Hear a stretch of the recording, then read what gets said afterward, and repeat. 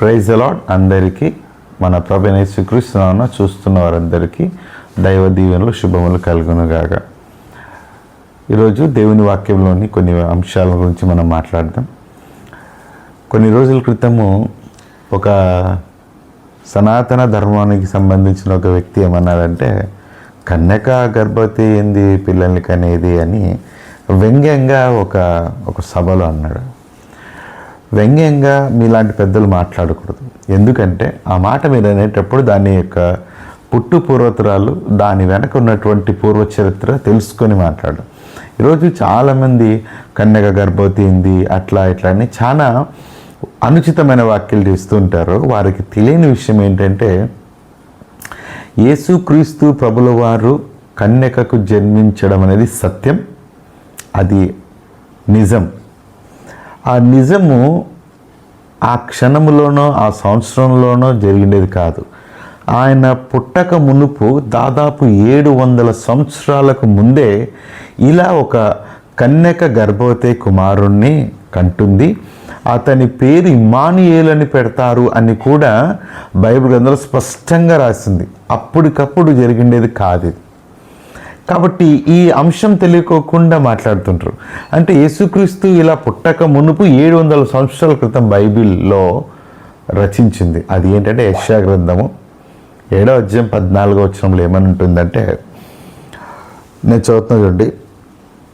కాబట్టి ప్రభు తానే ఒక సూచన మీకు చూపును, ఆలకించుడి, కన్యక గర్భవతి కుమారుని కనును, అతనికి ఇమ్మానుయేలను పేరు పెట్టిన. ఇది యేసుక్రీస్తు పుట్టక మునుపు జరిగినటువంటి ఒక సంభాషణ.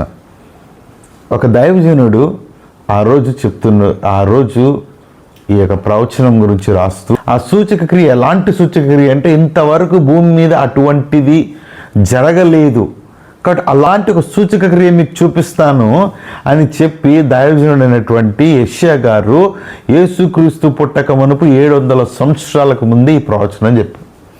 ఈ ప్రవచనం వచ్చిన 700 సంవత్సరాల తర్వాత మరియమ్మ తల్లి కన్యగా ఉండి గర్భవతి కుమారుని కని. ఇది ప్రవచనం. ఇది ఒక కారణ జన్ముడు రాక ముందు 700 సంవత్సరాలకు ముందే ఈ యొక్క ప్రవచనం రాయబడింది.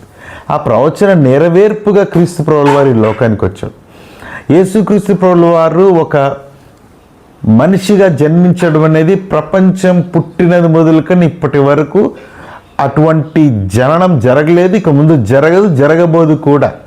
ఎందుకంటే ఒక దేవుడు భూమి మీదకి రావడానికి ఆయన ఎలా రావాలంటే, నీలాగా నాలాగా మనుషుల వలన జన్మిస్తే మన పాపాలని ఆయన తీసివేయలేడు. అందరూ మనుషులకు పుట్టిన వాళ్ళే తప్ప ఎవరు కూడా దేవుని వలన ఈ లోకానికి వచ్చిన వారు ఎవరైనా ఉంటే యేసుక్రీస్తు ప్రభువు వారు మాత్రం. కానీ ఆ వ్యక్తి ఎంత వ్యంగ్యంగా, ఆ వ్యక్తి పేరు కూడా చెప్తున్నాను చూడండి, ఆయన పేరే చిన్నజీఆర్ గారు.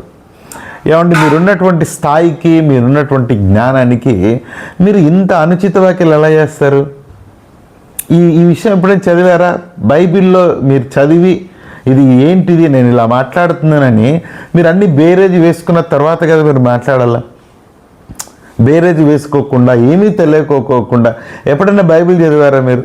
ఒకవేళ మీ యొక్క సనాతన ధర్మంలో తీసుకుంటే కన్యక కాదు కానీ పాయసం దాగిన పుట్టినలు ఉన్నారు. మాకు ఆ విషయాలు ఎత్తడం మాకు అవసరం లేదు. ఎందుకు ఈ మాట చెప్పాల్సి వచ్చిందంటే, కన్యకకు యేసుక్రీస్తు ప్రభువు జన్మించినారు. జన్మించి ప్రతి మానవాళి యొక్క పాపాల నిమిత్తం ఆయన కల్వరి శిలువలో రక్తాన్ని కార్చి చనిపోయి తిరిగి 3వ దినమున లేచినటువంటి దేవుడు ఎవరైనా ఉన్నారంటే అది యేసుక్రీస్తు ప్రభువు వారు మాత్రమే.